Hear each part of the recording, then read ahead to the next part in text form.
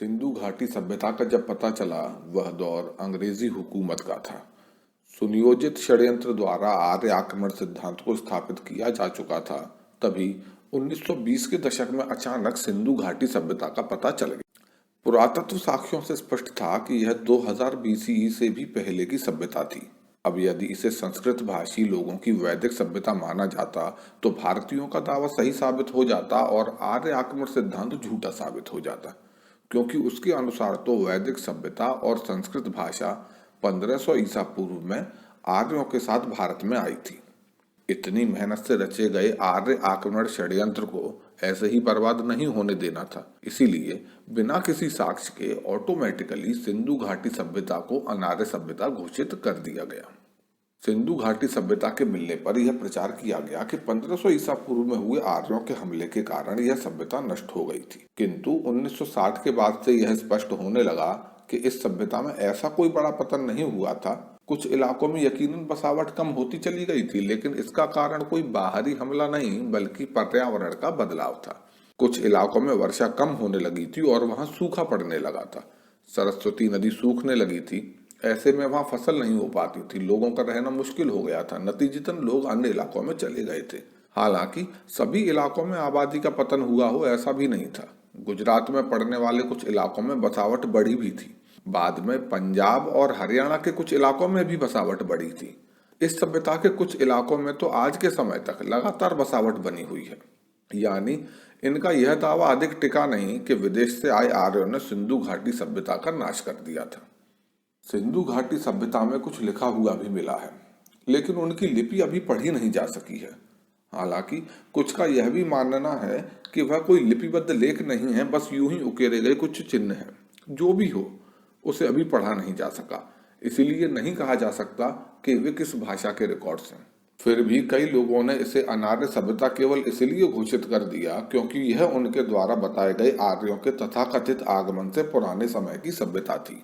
जबकि वास्तविकता यह है कि ऐसा एक भी ठोस प्रमाण आज तक नहीं मिला जो कि सिंधु सभ्यता को अवैदिक सभ्यता सिद्ध करता हो, बल्कि इसके उलट यहाँ ऐसी अनेकों चीजें मिली हैं जो इसके वैदिक सभ्यता होने की गवाही देती हैं। मसलन हड़प्पा में हमें स्वास्थ्य की सीलें मिली, पशुपति सीलें मिली, शिवलिंग मिले, लेकिन इन सब पर कोई ना कोई अजीबोगरीब शंका जाहिर कर दी गई। इतना ही नहीं, हड़प्पा में नमस्ते की तरह हाथ जोड़े मूर्तियां मिली, योगासन की मूर्तियां मिली, सिर में सिंदूर लगाए स्त्रियों की मूर्तियां मिली, पूरी बाह में कड़े पहने स्त्रियों की मूर्तियां मिली, जैसे आज भी राजस्थान की औरतें पहना करती हैं। यह सब कुछ इसके सनातनी वैदिक सभ्यता होने का स्पष्ट संकेत दे रहे हैं।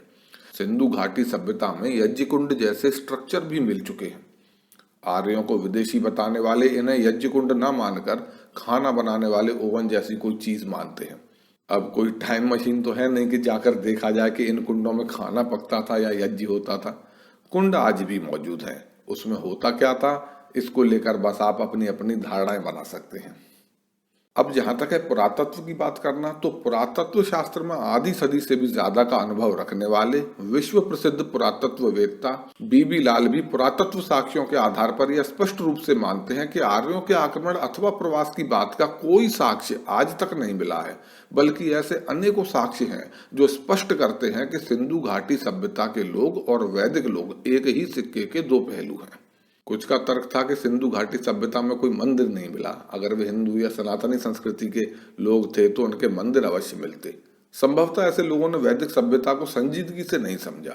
सिंधु घाटी सभ्यता की खोज से भी दशकों पहले स्वामी दयानंद सरस्वती ने वेदों का गहन अध्ययन करके यह स्पष्ट कर दिया था कि वैदिक लोग प्रकृति के उपासक थे। उनमें यह मान्यता भी थी कि ईश्वर असीमित है, जिसे मूर्ति में व्यक्त नहीं किया जा सकता। इसलिए उपासना करने के लिए उन्हें मंदिरों की आवश्यकता नहीं थी। मूर्ति पूजा का भी उनमें कोई विशेष चलन नहीं था।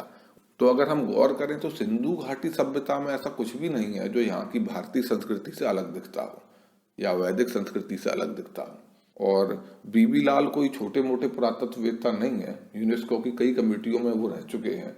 आधी सदी से ज्यादा का उनका अनुभव है। हजारों साल पुराने चीजों में शिवलिंग, पशुपति सील, स्वास्थ्य की योगासन, नमस्ते, मांग में सिंदूर, इन सब चीजों के अलावा और क्या दिखाया जा सकता है जो इसे भारतीय या सनातनी या फिर वैदिक सभ्यता सिद्ध करे। धन्यवाद।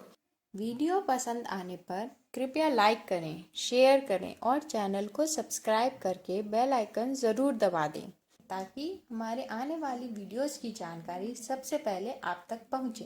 धन्यवाद।